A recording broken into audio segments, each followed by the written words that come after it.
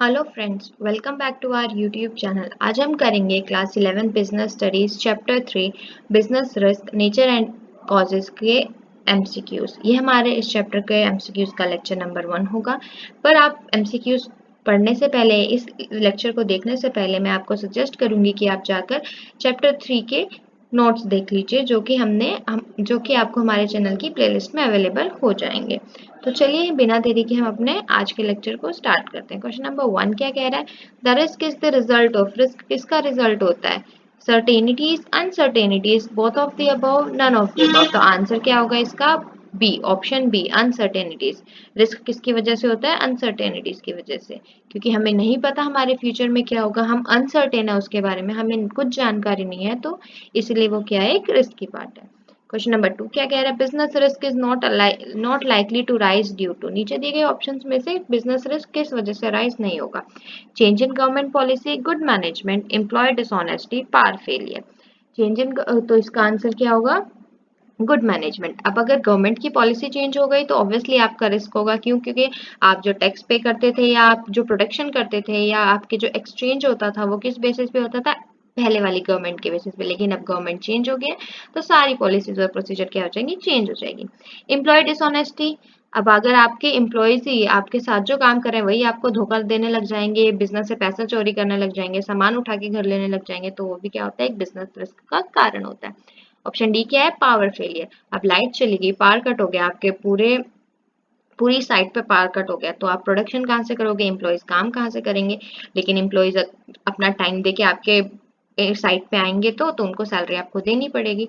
तो इसीलिए इस वजह से भी क्या होता है? बिजनेस रिस्क राइज होता है। लेकिन अगर मैनेजमेंट अच्छी है, मैनेजमेंट प्रॉपर फंक्शनिंग कर रही है, प्रॉपर काम कर रही है, प्रॉपर देखभाल करके वो क्या कर रही है? हर डिसीजन ले रही है, तो बिजनेस रिस्क के चांसेस क्या हो जाते हैं? कम हो जाते हैं। तो इसलिए इसका आंसर क्या होगा? Option B, business, option B, good management. चलिए क्वेश्चन नंबर 3 पढ़ते हैं। Which of the following is an example of business uncertainty?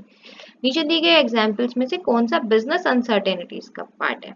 Option A earthquake, B drought, option C change in prices, and option D snowfall. तो option C will be the correct answer. Changes in prices is related to business uncertainties. बाकी सब क्या आप देख रहे हो? ये natural cause है, इसमें ह्यूमंस कुछ नहीं कर सकते। ये भगवान की वजह से होते हैं, नेचर की वजह से होते हैं। नेचर जब चाहेगा तब वो आपको वैसा ही अपना प्रकोप दिखाएगा, तो इसमें आप कुछ भी नहीं कर सकते। चलिए क्वेश्चन नंबर 4 पढ़ते हैं। Dishonesty of employ is the dash type of risk of dash type of cause of business risk. Dishonesty of employ कौन से टाइप ऑफ बिजनेस रिस्क में आता है? Human, natural, economic, government policies. तो एक इसमें आता है ह्यूमन में, क्योंकि एम्प्लॉयज कौन होते हैं? ह्यूमन होते हैं। चलिए क्वेश्चन नंबर 5 पढ़ते हैं। The strike and lockout happens to be the governmental type business risk.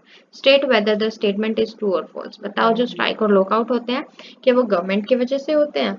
अगर अगर आप इस स्टेटमेंट से सहमत है तो ट्रू बोलिए, अगर नहीं है तो फॉल्स बोलिए। चलिए जानते हैं इसका आंसर क्या है? फॉल्स। क्यों? क्योंकि जो लॉक स्ट्राइक एंड लॉकआउट होता है वो एम्प्लॉयज की वजह से होते हैं, या लेबर्स की वजह से होते हैं, या आपकी जो यूनियन बन जाती है उसकी वजह से होते हैं। क्वेश्चन नंबर 6 क्या कह रहा था? Possibility of loss in business is called. अब बिजनेस में जो लॉस होता है वो किस वजह से होता है?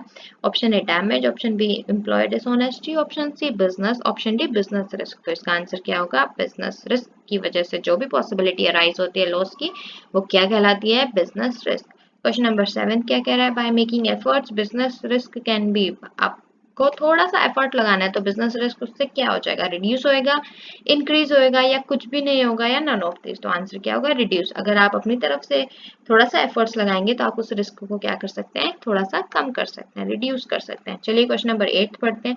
Dash is not an example of business uncertainty. नीचे दिए गए एग्जाम्पल्स में से कौन सा बिजनेस अनसर्टेनिटी एग्जाम्पल नहीं है? Option A wrong estimation of demand, option B earthquake, option C wrong estimation of supply, and option D none of this. तो इसका आंसर क्या है? Option B earthquake।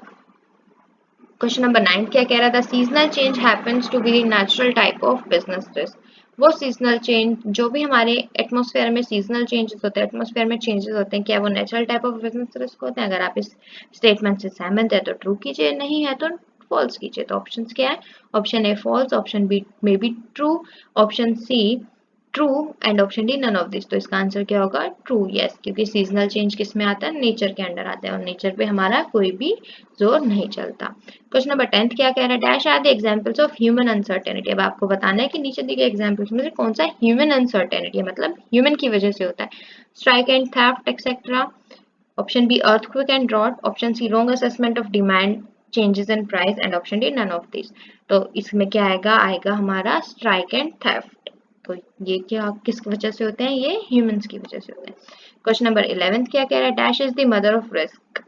क्या है mother of risk? Option A employ dishonesty, option B uncertainty, option C certainty है, option D all of this. तो इसका answer क्या है? Uncertainty. Uncertainty is the mother of risk, क्योंकि हमें जब पता ही नहीं होगा कि आगे क्या होने वाला है तो उसमें वहां पे हम क्या ही एक्शन लेंगे, तो वहां पे रिस्क होने के क्या होते हैं? चांसेस ज्यादा होते हैं। आई होप आपको आज की वीडियोस के एमसीक्यू समझ में आ गए होंगे, बट आप अगर एमसीक्यूज को और अच्छे से समझना चाहते हैं तो मैं आपको रिक्वेस्ट करूंगी कि आप प्लीज़ हमारे चैनल की प्लेलिस्ट में से जाके लेक्चर्स की वीडियोस भी जरूर देखें। Thanks for watching.